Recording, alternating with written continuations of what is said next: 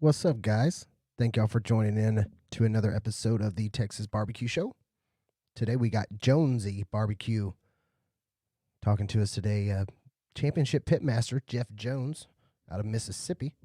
We're going to talk about his rubs and sauces and his time in the championship ring. So, without further ado, let's talk to Jeff Jones and let's let him share his story on his rubs and sauces. Maybe y'all will buy some. Office line. See if All right, here we go. If it was a little bit better than a cell phone. I think either one will work as long as you're not like driving and there's that ground noise in the background. So yeah, you sound good right now. Cool. So how was your weekend? Man, it was good. A little football action. So kind of low key. Getting ready to go cook this weekend. Gotcha. Are you going to be at the Super Bowl doing anything? No, I'm not. I'm actually right now scheduled to be deep sea fishing on Super Bowl Sunday. Oh, fun. That sounds like a blast. I do the college stuff. Right. More than NFL.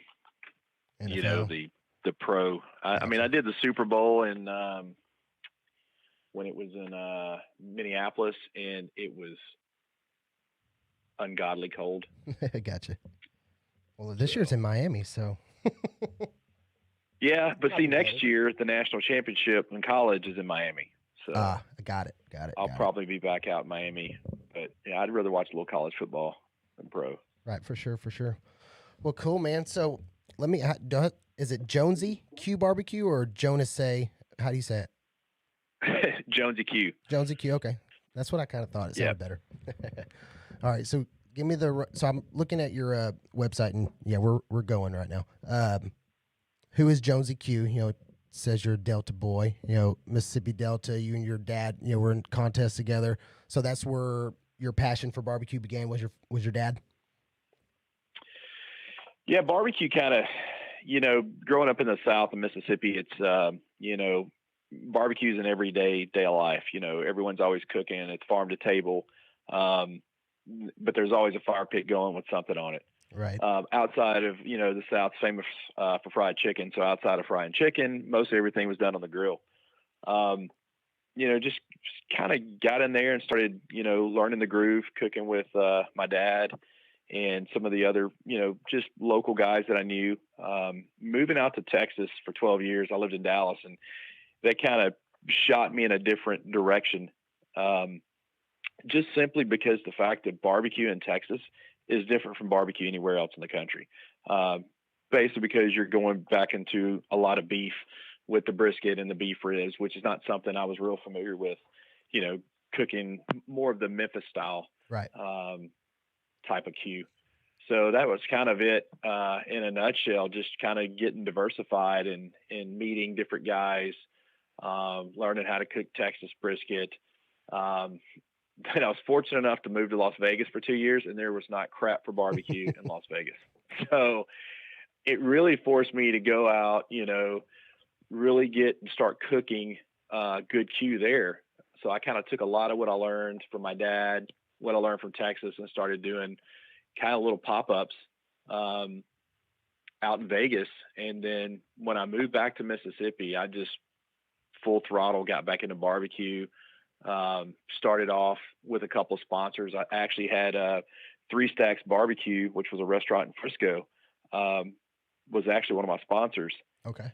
For the first 2 years of me cooking competitively, and was lucky enough, knowing Trace Arnold with the Ultimate Smoker, he was the guy that helped me really sit down and learn the blends of seasonings and sauces, and really helped me differentiate between taking a Memphis style barbecue and a Texas style Q and kind of marrying the two together. And that's kind of where Jonesy Q came from. Awesome. Well, that's a good mix between here and there. The two barbecues. Yeah. Together. Q is Q no matter where you're at. Yeah. I've been in South Africa, and, they do outdoor, it's open flame cooking barbecue, and they do it so well, and they they use different types of spices and different types of herbs with like peri peri and South African chilies, and which is, man, it really, for the meats that you're cooking, which are a lot of gamey meats, are real lean. The way they season their meat actually helps with the tenderization of it. And so, I've done that. I've been lucky enough to go over to Paris and cook some lamb over there and learn how to do it like their way. And I think that's really what's key to open flame cooking and Q in general is, man, you've got to go places, get out there, roll your sleeves up, learn, see what they do good, take it, marry it back to what you're really good at doing, and then try to develop a whole new way of doing things. Absolutely, man. I agree. I agree with that one. So, Jonesy, obviously your last name is Jones, but you were probably jonesing to start selling some rubs and sauces, and that's probably where you came up with JonesyQ because you were jonesing for it, or what? Or is that not even relevant? Or did you think about that? No, it is. Okay. Growing up, everyone called me Jonesy, and that was just my name. And, like I said, we had Three Stacks as a sponsor, and so we were Three Stacks cooking for 2 years. And then when Three Stacks went out of business, I was like, well, man, I've got to come up with a new name. Yeah. And my wife goes, Jonesy Q. I mean, you're already cooking Q. Your last name's Jones. Everyone calls you Jonesy. So it just kind of married. It was one of those, I didn't really have a sophisticated name. Like, one of the things that always irks me is when someone names a barbecue line like after their name. So Bob Smith Jr. barbecue. Nothing against any Bob Smith Jr.'s, but it's just not catchy. Yeah. But people that, they're all about their name. And I'm just very lucky that Jonesy was my nickname. Q goes behind it. Jonesy Q BBQ. It rolls off your tongue a little easier than Bob Smith Barbecue Jr. Right. Whatever. So that's kind of how we started going down the road. I mean, I've got a similar story to probably every guy that ever walked into a barbecue seasoning store and was trying different things and was like, man, I've got recipes at home that taste better than this. Yeah, I could do better. Yeah. Yeah. I mean, gosh, Dan with Sucklebusters, man, he's like me, corporate America guy that got into Q, started doing his own thing. Matt with Meat Church, we all have very similar stories, and how none of us ever created salt and pepper, right? So none of us ever made an AP. We took APs that were out there and tried to change them up enough to make them different from everyone else's to give you a signature seasoning.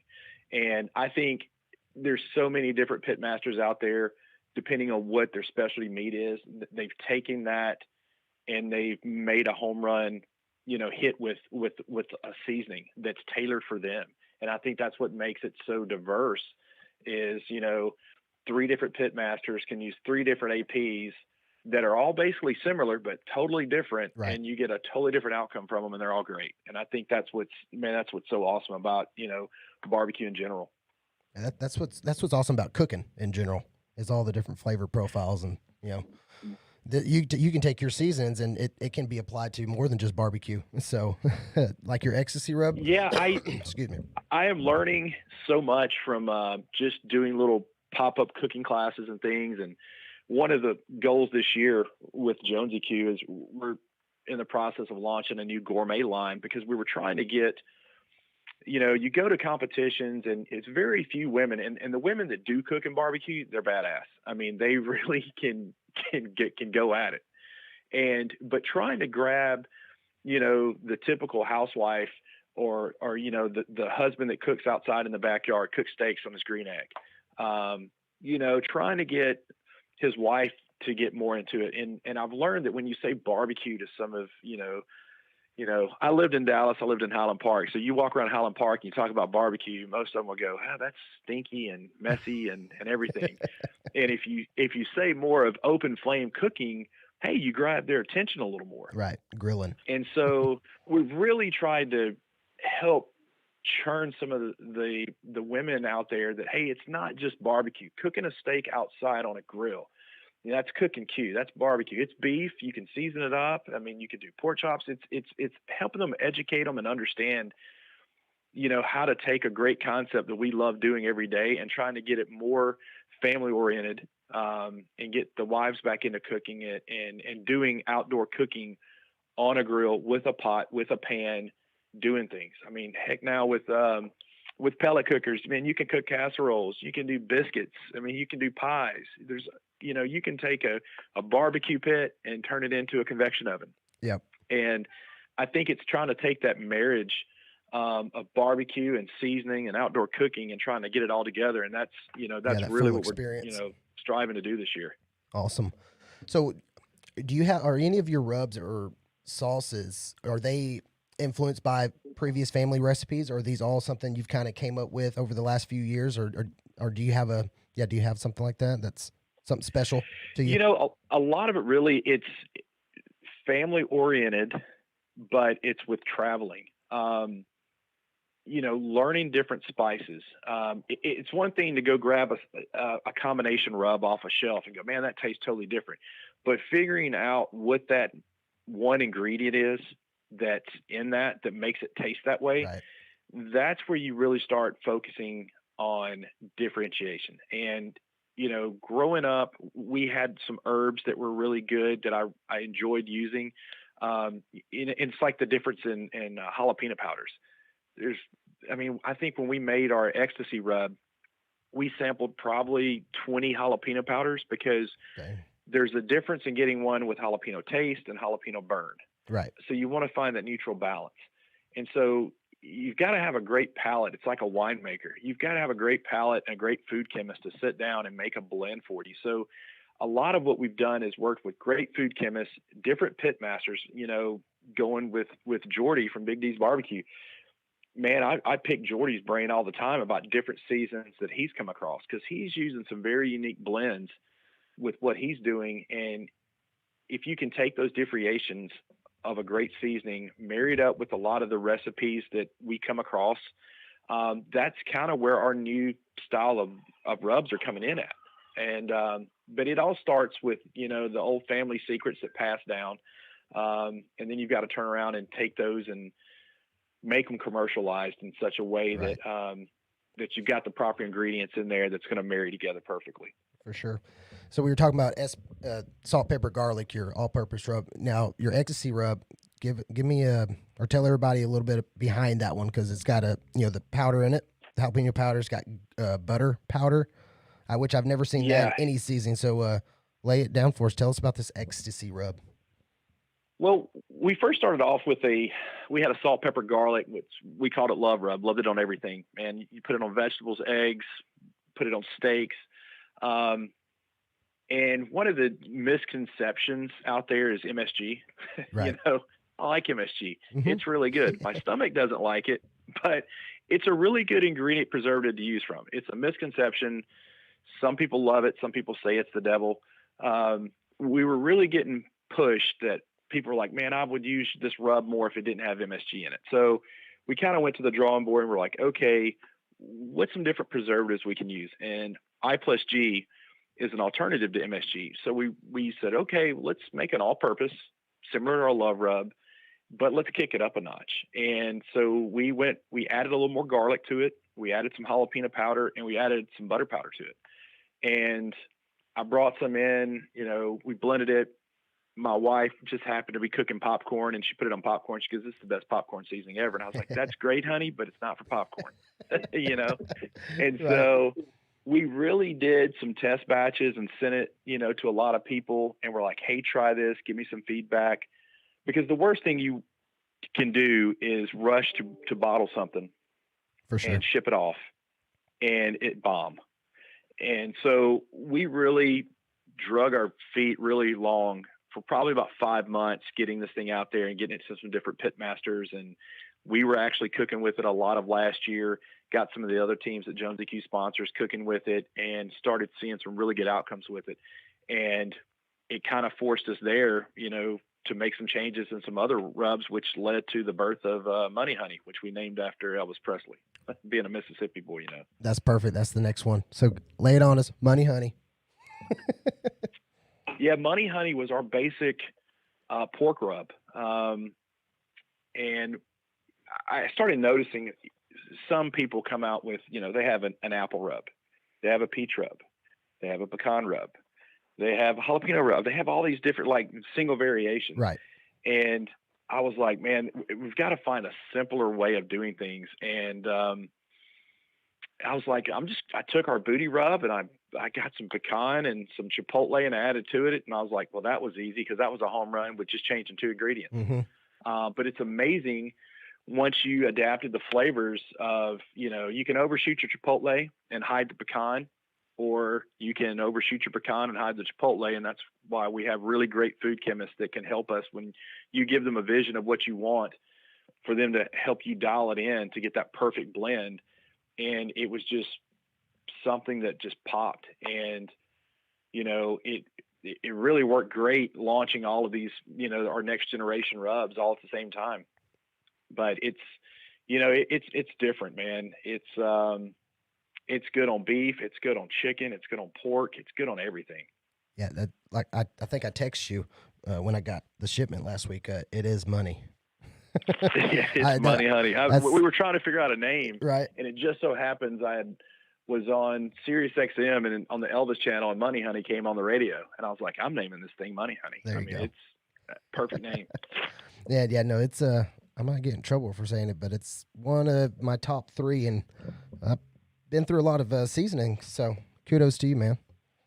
So, well, I appreciate it, but it's like everybody. Everybody comes out with the base, and then you build your base, and it's trial and error learning. And the beauty about it is, I'm not scared to give it to pitmasters and say, "Hey, try this. Give me your thoughts." And we need to do that more often because it's not that another pitmaster that has a seasoning. It's not that they don't want you to succeed. We want everybody to succeed, right. But getting feedback from like people that you pride yourself to be around, and that's a huge thing when someone goes, man, you nailed this. And we did have some help. We were like, hey, when we were leaning to add chipotle to it, and we took some good positive feedback from some people, and some people were like, no, but it was more positive. And it's just, that's barbecue family, man. Everybody wants to help and wants to be a part of things. For sure, absolutely. So Cow Pal, that's your brisket rub. Is that your go-to brisket rub? Well, when we went to come out with this is a total funny story. You go into any barbecue seasoning store outside of Texas, by the way, because this story only is relevant outside of Texas.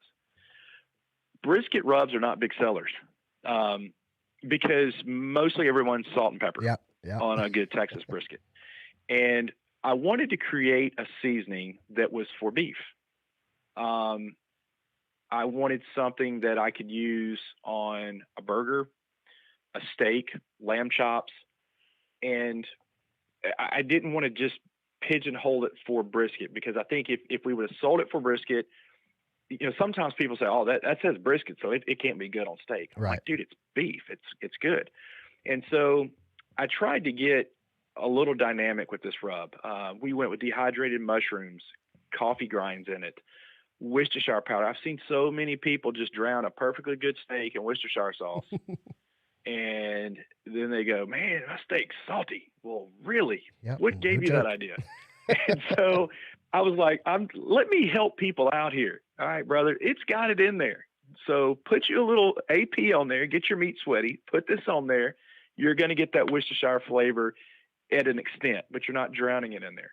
And so it was really one of those, we wanted to really practice for a nice beef all-purpose rub. And, I came in with Jordy at Big D's and I said, okay, brother, we're going to cook some restaurant brisket. And I said, the only thing I want to do for cooking Texas brisket with it is just add a little bit more black pepper. But if you add too much black pepper to a steak or something, you can get overpowering with it. But on a brisket, that's where you're really wanting to go, is with the black pepper. So that's the only thing we do different, is I add a little black pepper to that Cow Pal when I do briskets for competition, and it's amazing.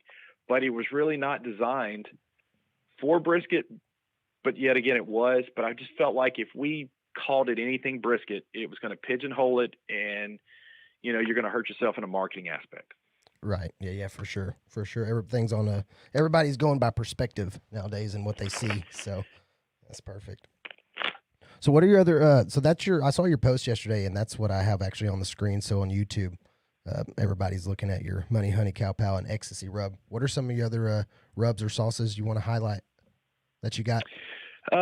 We, our we were lucky enough to finish third in the world at Memphis in May a couple years back, and it was all due to our bone rub that we use, which is a great pork rub, and it's great on beef ribs as well. You know, that's kind of our wheelhouse. You know, we tried to switch our sauces up in manufacturing to go from glass to plastic. The downfall of that is when you change manufacturers, it changes the flavor of your sauce. So we're now going back to our old manufacturer and back to glass bottles, which it kills us in shipping. But it's the Delta Q sauce is it's more of a Texas sauce. I think it's finished 5th or 6th in the Sauces of Honor by National Barbecue News and Beef. Okay. So it's really a great sauce. It's a vinegar. And then we have a vinegar-based sauce. Okay. Our vinegar-based sauce, which is our Wow Q, which is I wanted to make a sauce that was barbecuey but hot saucy, but not too hot. So, man, I eat this vinegar sauce. I eat it on hot tamales. I eat it on fried fish. I eat it on fried chicken. I mean, I put it on everything. So it's more of a different blend and texture than you would get from a Carolina vinegar sauce or your typical vinegar sauce you'd buy on the shelf. Right. We actually this weekend practiced on a few new sauces. We've got Crossroads, which is a new sweet sauce that should be out in the next couple of months. And it's basically more of a Memphis style sweeter sauce. Memphis barbecue likes a lot more brown sugar than, you know, the Texas people do. So we're having to venture off that way. And then we're working on a new peach chipotle barbecue sauce that we haven't quite come up with a good enough name for it yet, but it's we've done our first test batches with this. We're going to send that off to a couple pitmasters and let them give us some feedback on it. And so we should have 4 sauces in the next couple months that are just full blown throttle going. Send some to me. I'll tell you if it's shit or not. Yeah. Well, that lack of your response didn't sound good. There was probably a delay. No. It's like I literally was on the phone with Jordy last night talking about the sauce. But see, that's the beauty of that I love. It's like, you know, I call my Memphis guys, Jason Paragon, that's in Nashville, and he's if you've ever been to the Jack and cook, everyone knows Jason. He's a Houston guy, born and raised in Houston, does the livestock rodeo all the time. But I send him things, I send Jordy things, I send Trace things.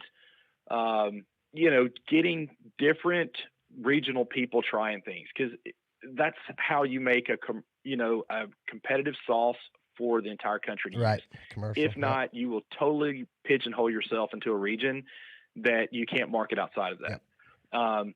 So I'll be more than happy to send you some and get some feedback from you, because I mean, I know your taste buds have been shocked by about everything because everybody wants you trying everything. So I've got no problems doing that. Yeah, I think I'm particular, and it's also, you could go back and look at different pitmasters and see what kind of food they cook to, especially before you get a comment from them. Because if you got a guy that doesn't cook but junk stuff all the time, but then he tastes your sauce and says it's good, but then you got a guy that cooks great stuff all the time and he doesn't like it, which one you go for? You go based on this guy's previous. You don't send that's a hard vinegar deal. sauce to a Texas guy that cooks brisket. You're not sending a vinegar sauce to a brisket guy. So it's one of those things. You've got, you know, like with Jordy the other day, we did brisket, beef ribs, we did chicken. I mean, we just ran it through the gauntlet. Nice. And which is the beauty about it, you know, people are coming in the restaurant buying it and they're like, hey, how'd you like it? Man, it was great. What'd you change? And we're like, okay, that's a thumbs up. Nobody complains, so that's a good thing. But it's very good to have restaurant friends that, you know, they try it, they know it's good, and they're willing to step out with you in the restaurant as well. For sure. Man, you said the vinegar to a Texas person or brisket. Well, hell, we don't need sauce for our brisket anyways, right? No one should need sauce for their brisket, no matter what state they're in. No. It's like, you know, I tell people this. It's like, man, a good piece of brisket, it's like a good piece of pork. You don't need to dip it in anything. Yeah, it's about the meat. But, you know, some people, I've got a friend of mine, he grew up, and he's from Iowa, and either his dad didn't know how to cook a good steak, because every time we go out, he has to get A1 steak sauce for his steak. But that's the way he was raised. It's like he has to dip a steak in that. And I'm like, man, you're from Iowa, which is like pork capital up here. And, you know, you just eat steak with A1. But I get it, man. Some people like dipping things that shouldn't, but Right. you got to work with them, man. You know, don't fight them. Just roll with it and keep going. For sure. So you sent me bone rub. So what's talk about bone rub for a second, because that's got some chili powder or chili pepper. I'm sorry. That one's got a little bit of a kick it's a to little. You know, that's kind of my Southwest Texas Memphis blend. It's more, you know, we use it. It's one of our key ingredients when we cook ribs. You know, we put an AP, which is our ecstasy. We'll put the bone rub. We hit it with a little money honey after that, and then I finish it off with our pig pal, which is a kind of sugary cherry blend that's great for color. I tell everybody it has red dye number 7 in it, which it does not. That's just, everybody goes, how do you get your ribs? Is that a filter? Did you take a picture with that with a filter? I'm like, no, dude. paprika. They look that color when they put the seasoning on it. And they're like, what is that? I was like, it's red dye number 7. Even though it doesn't have that in there, it's just made up. Tell them turmeric next time. But it's kind of my, you know, I think I'm a rib cook. You know, we always do really well in pork ribs, and, you know, third in the world, Memphis and May. That's not bad, and that's kind of been our signature rub for ribs. And, you know, I tell everybody, if you're just going to cook a rib, you can put this on it by itself. It's going to be an outstanding rib. You know, but I've got the pepper flakes in there, and I've got people sometimes look at me and they're like, dude, but I cook with it. And I have learned in competitions that when we go to build our box, we've got a pair of tweezers. A lot of times I will pop those peppers off, but I cook with them. Right. Because the last thing you want is to have a perfect rib and somebody said, oh, I didn't like the pepper flake. So, you know, it's like anything. Cook with the seasonings, let the pepper flakes work while it's cooking, and we'll take tweezers, pop them off so that, you know, you don't have a couple sitting on the top and hurt a judge's feelings. But yeah, for sure. It is barbecue. It does happen. It does. So your dad started competing back in the day? Is that what got you into competition? Yeah, my dad, Big Larry, you know, he always cooked, and my dad's good friend had a massive, you know, old tank cooker that was on double axle trailer house axles. This is how heavy this thing was. Wow. And they used to drag this thing around and cook. And I would go help my dad if a grocery store was doing a promotional. We'd go and cook. You know, my dad knew a bunch of butchers, and we would go cook for grocery stores. And that's kind of where I got the itch. But competing with them was the way it should be. You know, these guys, there's 3 or 4 of them show up, and their main goal was to feed everybody that got there. And that's the concept that we lose so much at barbecue competitions, because we're so focused on the comp. And when you go to Memphis in May, you'll learn this. And this is really where growing up cooking with my dad has taught me. Most people go to a barbecue event, like a big event. They show up, they're wanting to eat barbecue. Well, there's not any barbecue. It's competition. We're not allowed to sell it. So you have to go get barbecue from a vendor that may or may not be the best barbecue you've ever had, even though you've got people going for world championships here. Right. So they were more interested in cooking to feed their friends and family. And then we would build boxes and turn it in, and we would win. And I'm like, man, what did y'all put on that? And they're like, I don't know. We just threw some stuff on there and it tasted good. And so that's when I started kind of jotting things down and watching them. You know, I was building recipe cards when I was 12 years old, trying to figure out what these guys are putting on it, because they get off in the sauce and drinking, and man, they couldn't tell you what they put on it, but it won. Yeah. And then at awards, you know, I'm a, 12, 13-year-old kid going up on stage, getting trophies that are bigger than I am with a bunch of other people. Cause they were all about entertaining and cooking and feeding people. And that's when I knew it. I was like, man, there's something to this. Cause it brings families together. Look at OBR, you can help people in need, right, when there's people really need you. So barbecue can be a really good healing aspect, but family aspect as well. And I think a lot of going to these comps has made people so focused on the Q and the winning of it. It's like, man, don't ever forget how the sport came about. Yeah, And how it it was started. families getting together, cooking, and then it was the competitive nature. And so that's one thing when we cook, when we go somewhere, man, I take extra stuff. If somebody wants something to eat, we're going to feed them. Because it happens every competition, somebody comes up, especially if they look at our trailer, they're like, "Oh my gosh, you guys selling barbecue?" And I'm like, "No, we're not allowed to sell it, but look, I've got some sample stuff over here. Have at it." And that's kind of one of the things we try to do at Jonesy Q. Even the teams we sponsor, it's like, man, if we're cooking a whole hog at a comp, we're pulling hog. West Virginia every year, Galax, Virginia, we go and cook. We did a cooking class last year, a judging class. So all of the meat that we cooked, we vacuum sealed. Whatever was left over from the whole hog from the competition, the next day we vacuum sealed and we donated all to the women's and children battered shelter there. Awesome, So man. it's all about giving back, and we've just got to get more back to doing the right thing with barbecue instead of just being, I've got to beat you so I can say I'm number one. All right, so I can win all that money. Yeah, the money's not a bad thing. It helps. It helps a lot. It does. It does. It builds that ego too. It does. But I mean, some people are just, everybody's wired differently. So Yeah. some people are that way. You understand it, you know it, you go with the flow. And I try not to let it ever get to me. It's like, man, it's Jonesy Q. My dad was the original Jonesy Q, and I'm just kind of passing along what he did and his friends and family did when he was growing up. Awesome, man. So you talked about the couple of sauces that you're testing and you're going to be sending out. Do you have anything else coming out this year that you can share, or that what do you got anything else coming, or we can do another podcast later on and recap? Yeah, we're right now building a new platform for I want to say more home cooking.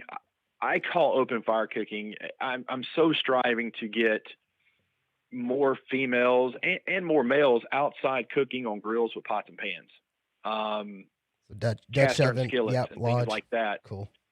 Right, and we're working right now on a new. I don't want to call it a gourmet line because it's not going to be gourmet, but we're just in talking to a lot of people, especially some of the ladies, and I'm like, here's a bottle of rub, and here's the exact same bottle in an 8-ounce compared to a 12-ounce. I said, which one of these would you choose? The small one?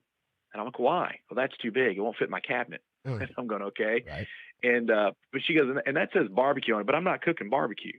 And I'm like, I know, but did you try that? No, but it says barbecue on it. So we're really trying to come up with a little bit different of a concept because you can take a lot of these crossover rubs, like an AP rub. Man, you can take an AP rub, bottle it in a smaller bottle, call it something different, and get more people using it in their everyday cooking.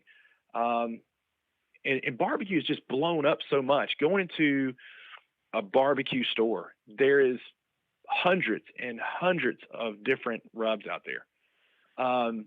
And people can get lost in it. And I think what we're trying to do is we're trying to focus a little bit more on bringing it back into the kitchen, and developing some signature rubs and different herb blends, getting away from the sugars and the paprikas and the spice and go a little bit more into some herb depth, which any seasonings a little bit more for your Italian dishes. Yeah. So we're coming out with one of those. We're working on a peri-peri powder rub right now, that I think is going to kind of be a crossover between Mediterranean, South African, and more of your Cajun spices and Creole. So we're trying to do a marriage there.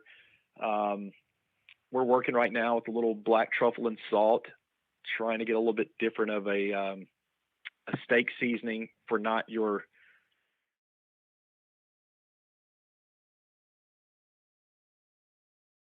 go to Texas, and one of our aces, we're always running into Dan and his stuff. Right. So, we're growing up.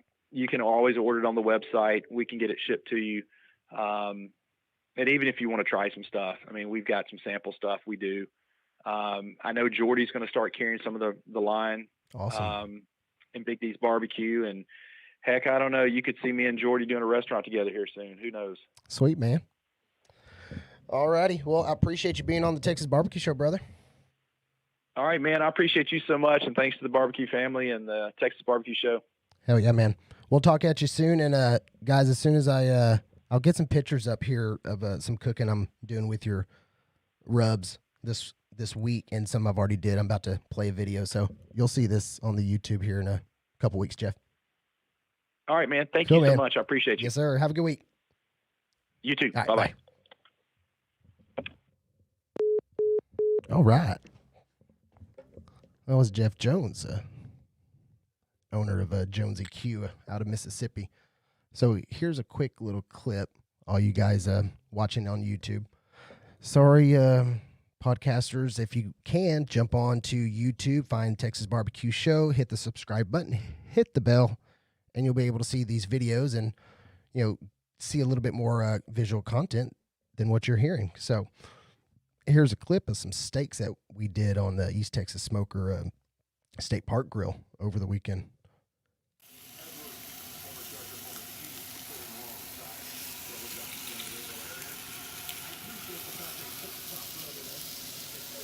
That is some good stuff. So we use the Ectasy Rub from Jonesy Q and the Cow Pal for these steaks, and those are grill grates. And some B&B lump charcoal. All right, guys. Subscribe. Hit the bell. Find me on Facebook and Instagram under Rack Attack Barbecue. And again, we appreciate you listening to Texas Barbecue Show. And we'll see you next time.